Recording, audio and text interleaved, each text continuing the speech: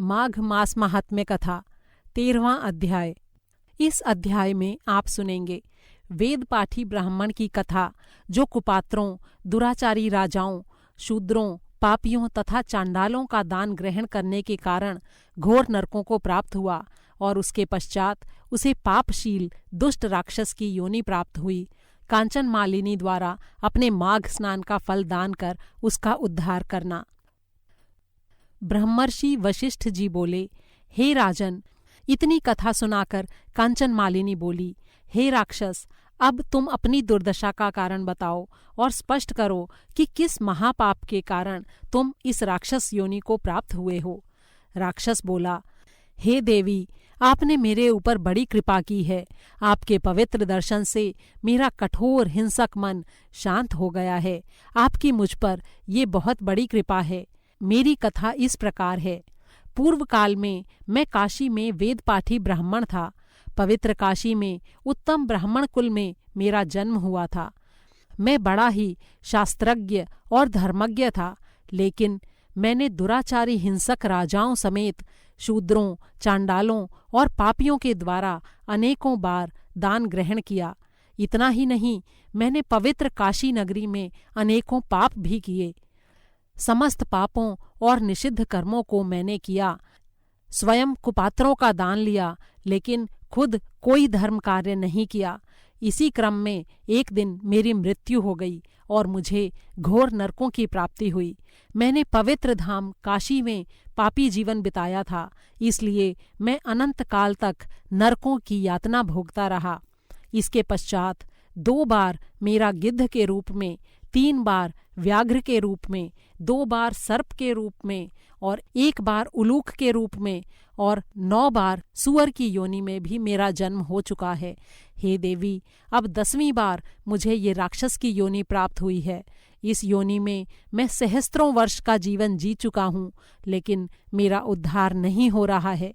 मैंने अपने इस वर्तमान निवास क्षेत्र को असंख्य निर्दोष जीवों की हत्या से 3 योजन तक जीवनहीन कर दिया है। हे देवी, मैंने अनेकों निरपराध जीवों की हत्या की है, जिसके पाप से मैं घोर दुखी और अशांत हूँ। लेकिन आपके दर्शनों के अमृत का पान कर मुझे अथाह शांति मिली है। तीर्थों का पुण्य फल समय पर ही प्राप्त होता है, लेकिन धर्मात्मा सज्जनों से मिलने का फल तत्काल प्रभावी हो जाता है।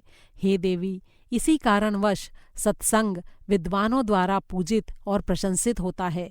हे देवी, अधिक क्या कहूँ, इस संसार में अपवाद रूप से ही शायद कोई ऐसा होगा जिसे कोई दुख न हो। आप इस तथ्य को जानती हो।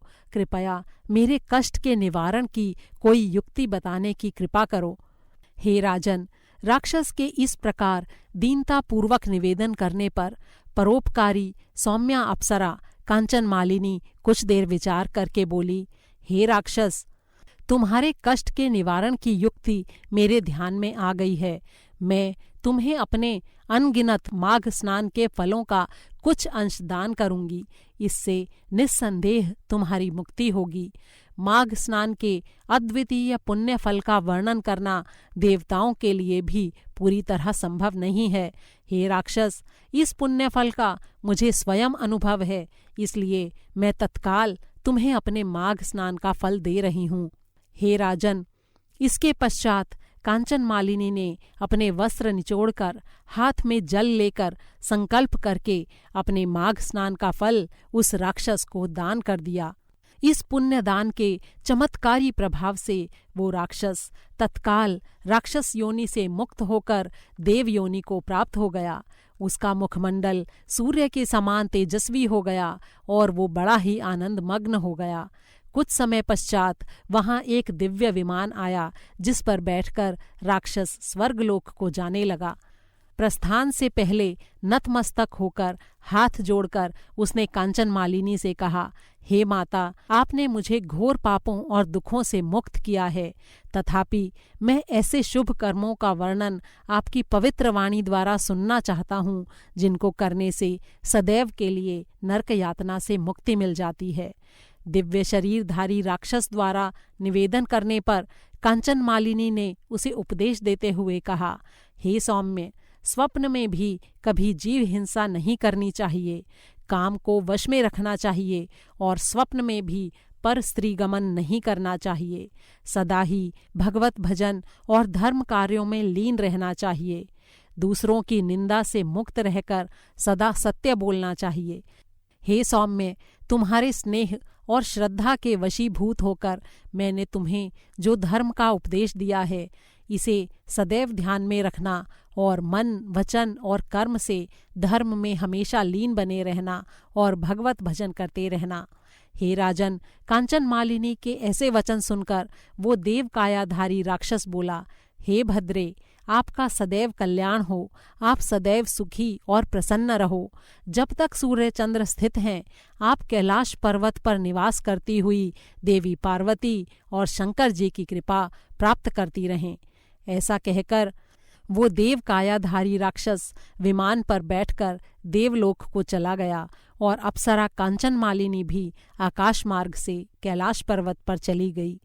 हे राजन, जो भी श्रद्धालु जन इस अध्याय का भक्तिपूर्वक पाठ करेंगे अथवा सुनेंगे, वे समस्त पापों से मुक्त होकर सद्गति को प्राप्त करेंगे, इसमें कोई संशय नहीं है।